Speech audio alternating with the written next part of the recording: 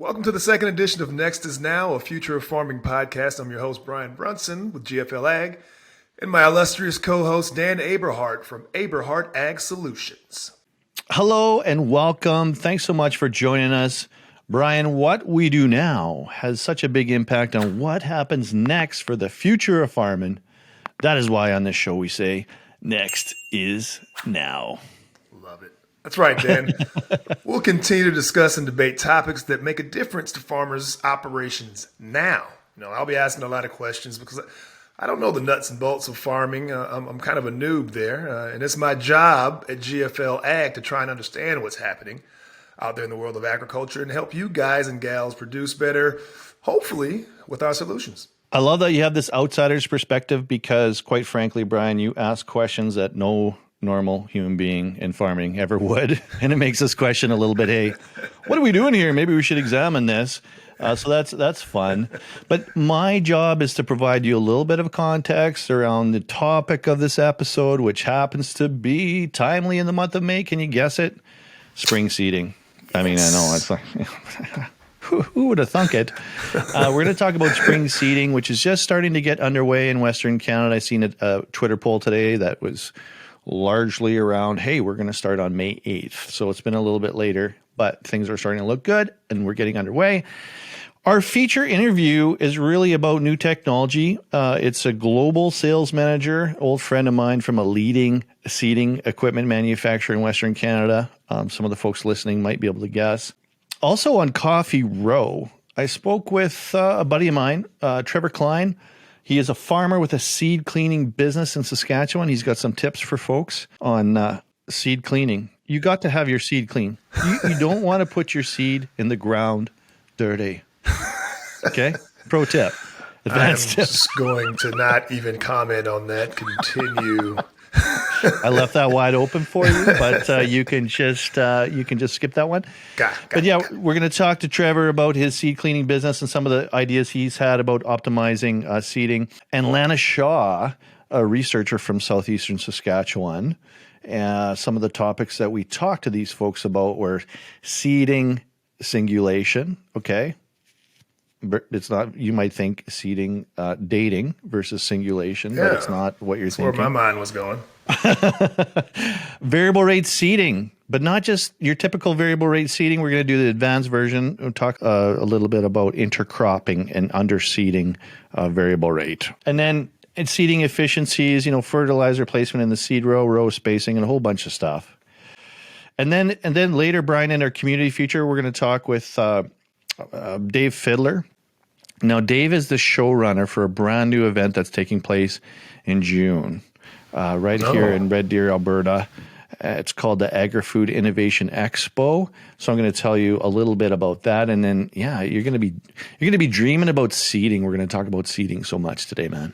Man, that sounds like a packed show. So if you're passionate about agriculture, you want to stay ahead of the curve, then tune into Next is Now and get ready for some thought-provoking discussion, unbiased opinions, and a deep dive into the future of farming.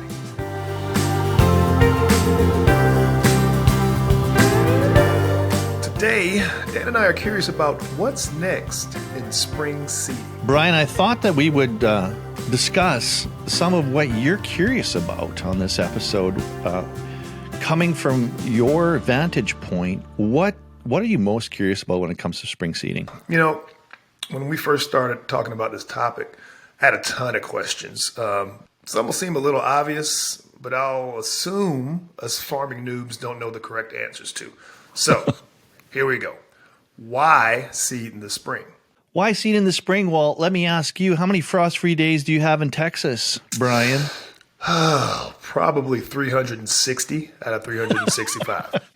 I remember that one time that your pipes burst and you were having to take a bath with creek water or something. Yeah, nothing here is designed for anything to freeze, so that was an anomaly.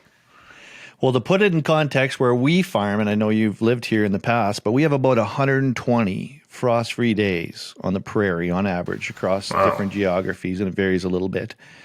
But 93% of crops are spring seeded. And so the advantage of planting some crops in the fall is for logistics take advantage of early moisture in the spring, split up your rotation. But there's can be a lot of challenges with overwintering a crop, including, winter kill and when the timing of disease happens and all that good stuff. So for the most part, we plant in the spring, but we do have some winter crops. With that being said, how's the seeding done? I mean, what devices do you use? I'm pretty sure nobody's hand planting, going down each row with a little trowel and dropping in a couple of seeds like Johnny Appleseed. I'm sure that's not happening anymore, right? Are you sure? In my cartoon-infused mind, that I've only seen stuff like this done on YouTube and documentaries. Yes, I'm sure it's not done anymore.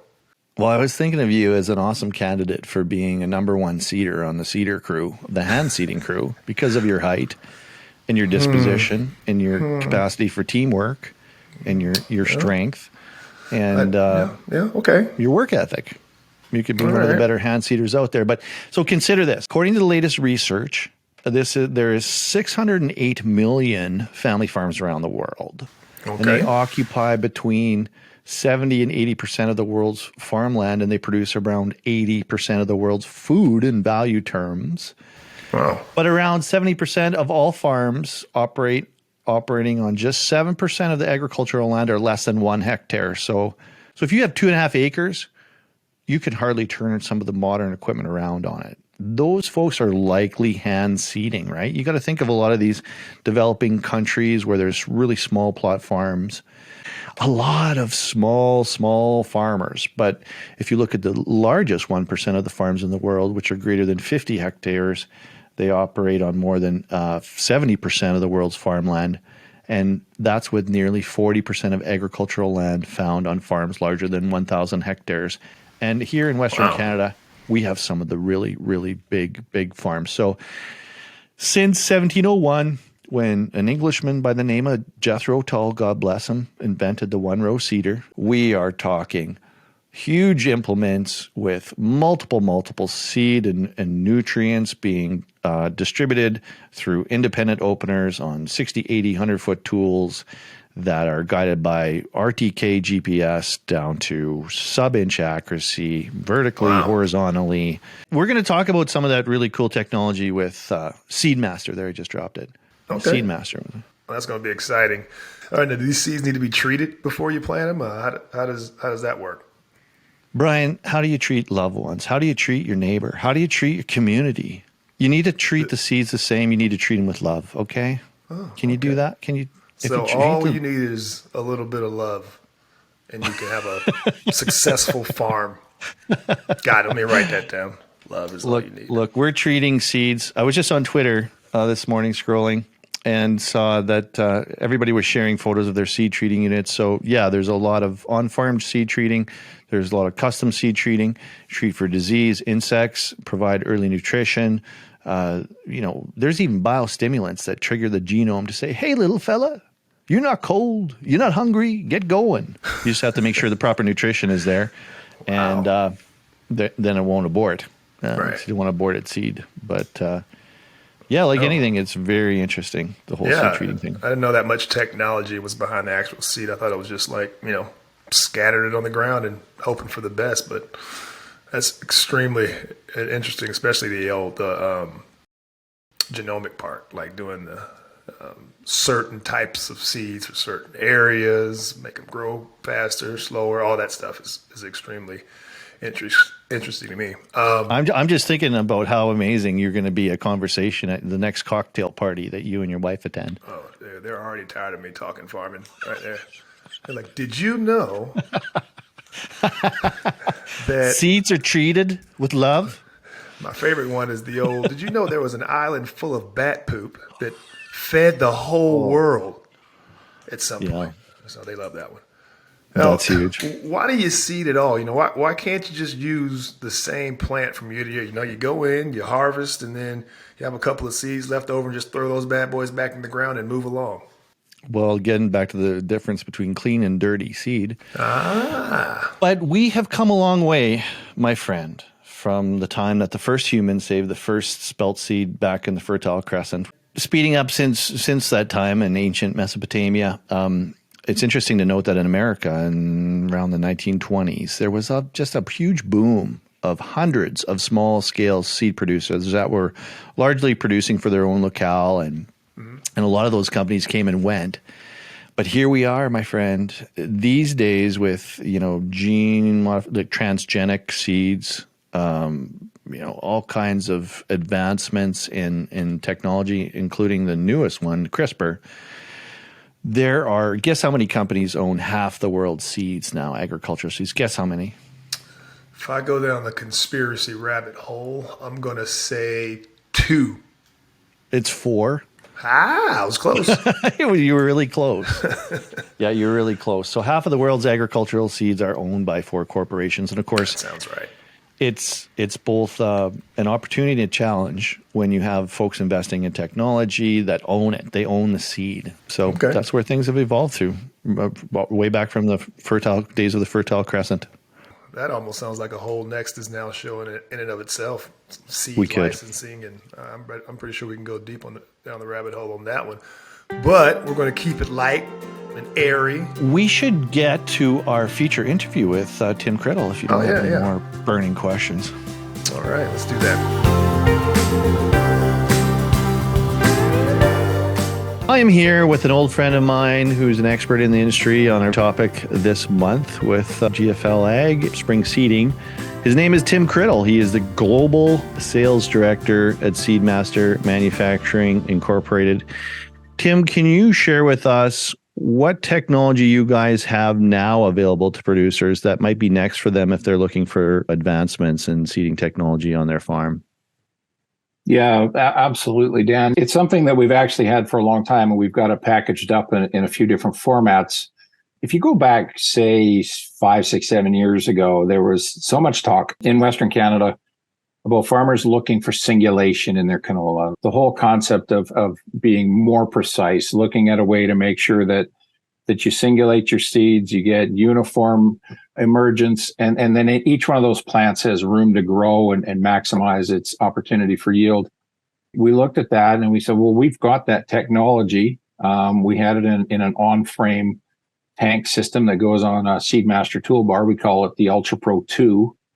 And it's a metering system for all seeds, but in particularly beneficial in canola, where it doesn't operate exactly like a planter, but each meter will feed a dedicated line that goes right down to the seed knife. And essentially, when you look at the emergence of the crop, you see that there's a really good singulation of the seed.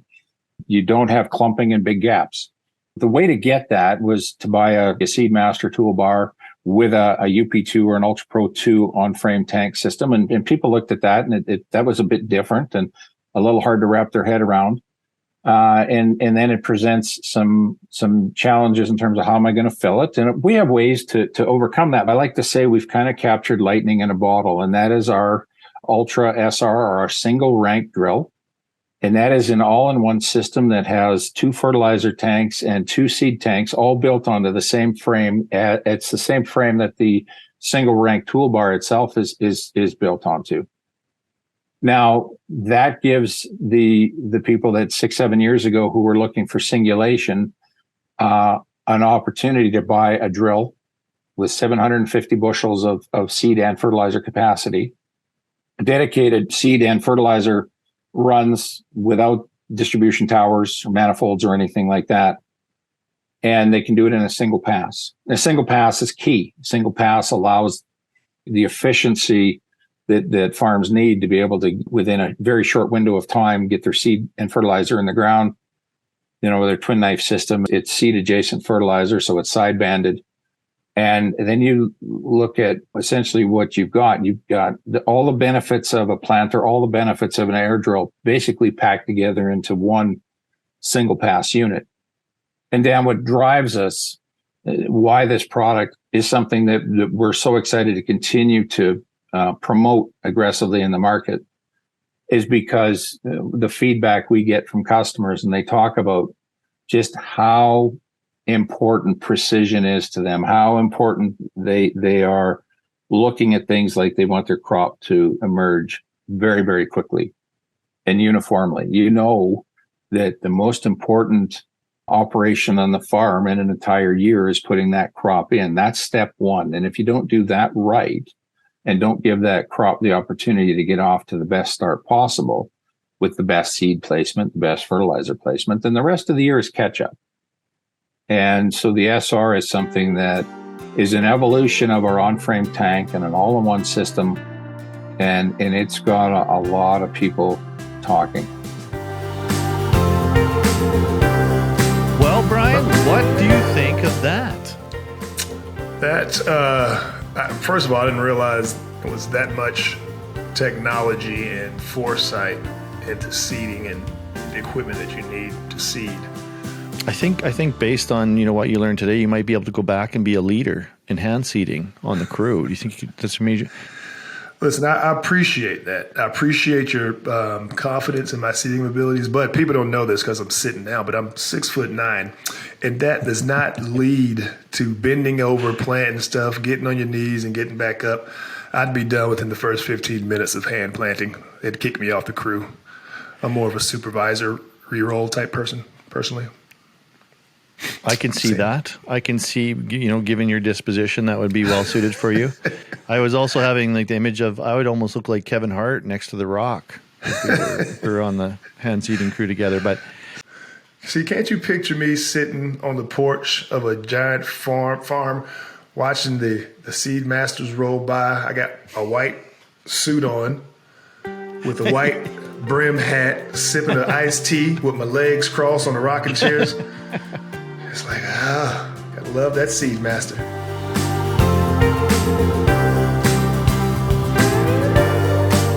Who we got next? Hey, we're going to hear from some farmers now. Trevor Klein is a good friend of mine. He farms at Francis, Saskatchewan, but he also has a little bit of a seed cleaning business. He would like to see his producers that he works with on the seed cleaning business produce a cleaner sample for him so he could lower his rates, still be profitable, and produce a better end result. So let's hear from Trevor Klein on that advanced tip for producers. I've been trying to, I wouldn't say mentor, but seed the thought with them, no pun intended, of field selecting their next year's seed, right? Before you start harvesting and binning your crop, go out to a certain field and look at it and say, this 40 acres of this field looks like it's the best part of the crop with the least amount of weed pressure.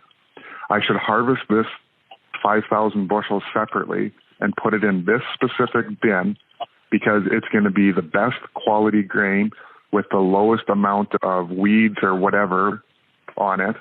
And maybe even keep the airspeed up a little higher, set myself up for next year with the best seed that I can have rather than I just kind of combine my whole field and then I'm just pulling from whatever bin and taking just whatever product to get it clean. If my clients always brought me high quality, clean grain and was easy to process, I would probably be able to justify having cheaper rates because it would be profitable for me.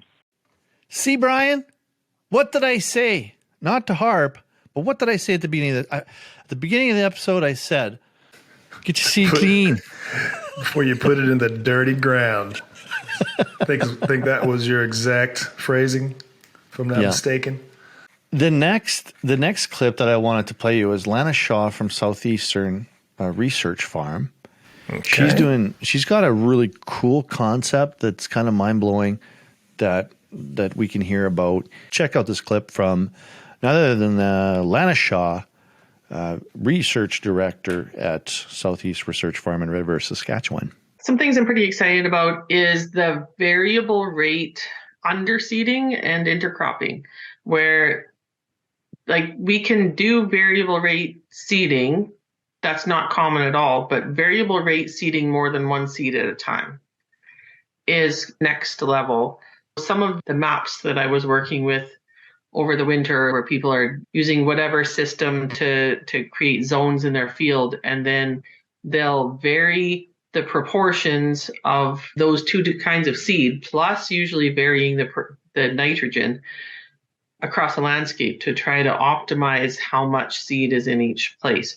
there's a lot of fun potential for that. And I'm hoping to and would love to do some actual research on the usefulness and implementation of that. But I think it's something that a lot of people have the technology to do as of right now, or very easily could add to their systems. Yeah. No, a lot of this stuff is great, but I do always subscribe personally to the old KISS adage. Keep it simple, stupid. That's usually the best way to go on a lot of this That's stuff. why you're the leader of the hand seeding crew. Not just because of your height, because of your sayings. Exactly. I can freaking talk with the best of them. Give speeches at the beginning of the workday and at the end of the workday, and lunch all the way in between, baby. It's the Today's only way. motivational speech is brought to you by the KISS method.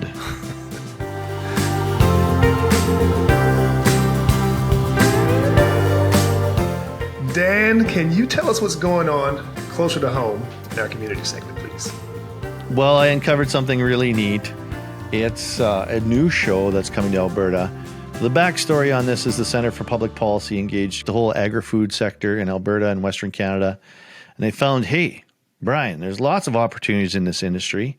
It's one of the largest employers in the region, and it spans production to the plate in a restaurant or home.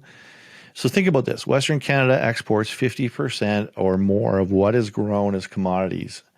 And yet we're a net importer of manufactured food products. What's wrong with this picture, right? We could do better. So in Lethbridge and Red Deer, these places are natural food hubs in Alberta, with processors and slaughter plants and other production enterprises in those areas. And, a big factor is the high price of land. It's a big barrier for young people getting into farming, like yourself, if you wanted to get into farming. Anyone wants to expand their farming operations. So the focus of the event is how to build another enterprise on your farm operation and do it safely and profitably.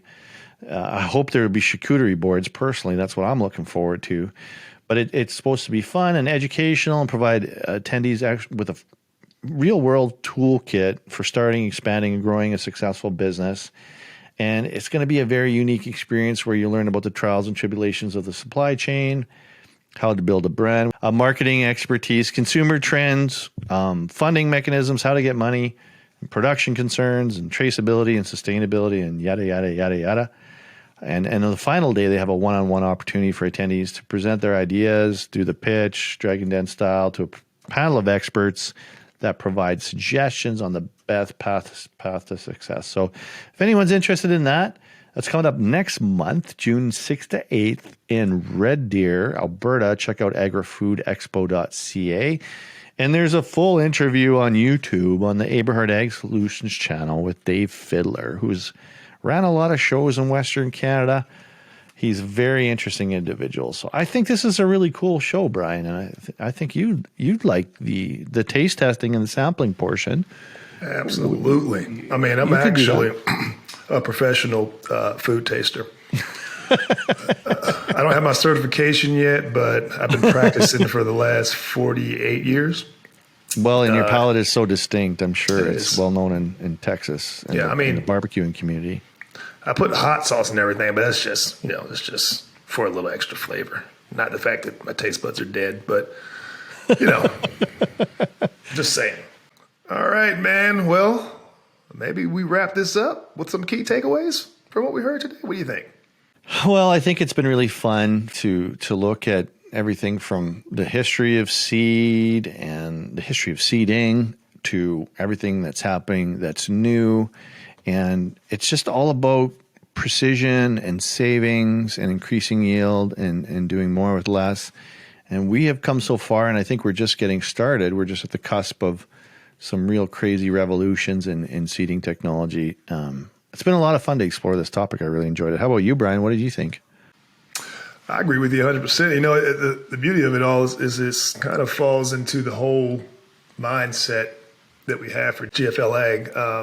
You're doing more with less, just like you said, and you're saving money. You're getting more yield.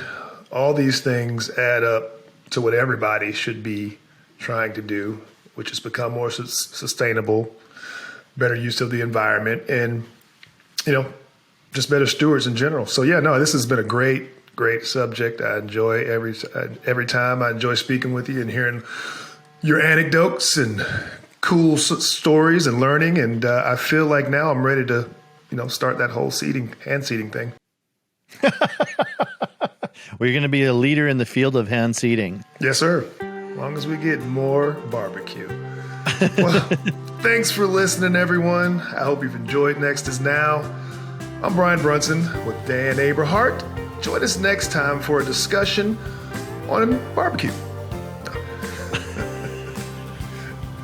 That would be a great episode. It would be.